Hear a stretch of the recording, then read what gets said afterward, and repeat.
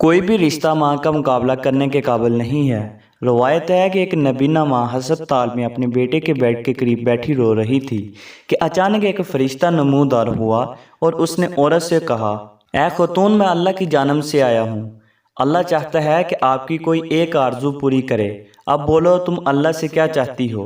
عورت نے اپنا چہرہ فرشتے کی سمت کر کے کہا، اللہ سے چاہتی ہوں کہ میرے بیٹے کو شفا یاب کرے۔ فرشتے نے کہا، پچھتاؤ گی تو نہیں؟ ہرگز نہیں۔ عورت نے فوراً جواب دیا، لو، اللہ نے تمہارے بیٹے کو شفا بخش دی ہے، مگر تم اپنی آنکھوں کی بینائی واپس لانے کی بھی آرزو کر سکتی تھی۔ وہ عورت مسکرا کر بولی، تم نہیں سمجھو گے۔ سالوں گزر گئے، وہ بچہ بڑا ہوا اور پڑھ لکھ کر ایک کامیاب انسان بن گیا، اور اس کی ماں اس کی کامیابیوں کا جشن ہر موقع پر مناتی رہی۔ اس نے شادی کر لی اور اپنی بیوی کو بہت چاہتا تھا۔ ایک دن اس نے اپنی ماں سے کہا، ماں، مجھے نہیں پتا کہ یہ بات میں آپ کو کیسے بتاؤں، مگر مسئلہ یہ ہے کہ میری بیوی آپ کے ساتھ ایک گھر میں نہیں رہ سکتی۔ میں چاہتا ہوں کہ آپ ایک علیحدہ مکان خریدیں اور آپ اس میں جا کر رہیں۔ ماں نے کہا، نہیں بیٹا، اس کی ضرورت نہیں، میں جا کر اپنے ہم عمروں کے ساتھ ایک گھر میں رہوں گی۔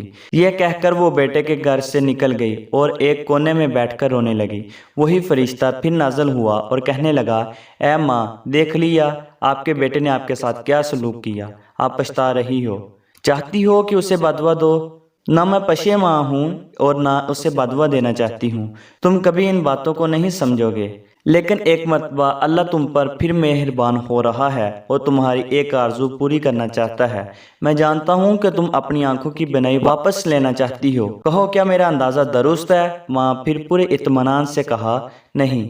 فرشتے نے تعجب سے پوچھا، پھر کون سی آرزو پوری کرنا چاہتی ہو؟ میں چاہتی ہوں کہ میری بہو ایک اچھی بیوی اور ماں بن جائے تاکہ وہ میرے بیٹے کو خوش رکھ سکے، کیونکہ اب میں اس کا خیال رکھنے کے لیے اس کے پاس نہیں ہوں۔ سچ ہے کہ کوئی بھی رشتہ ماں کا مقابلہ کرنے کے قابل نہیں ہے۔ امید کرتا ہوں کہ آپ کو آج کی ویڈیو لازمی اچھی لگی ہوگی۔ اگر ویڈیو اچھی لگے تو لائک اور سبسکرائب کے بٹن کو پریس کر دیں۔ تو ملتے ہیں نیکسٹ ویڈیو میں، تب تک کے لیے اللہ حافظ۔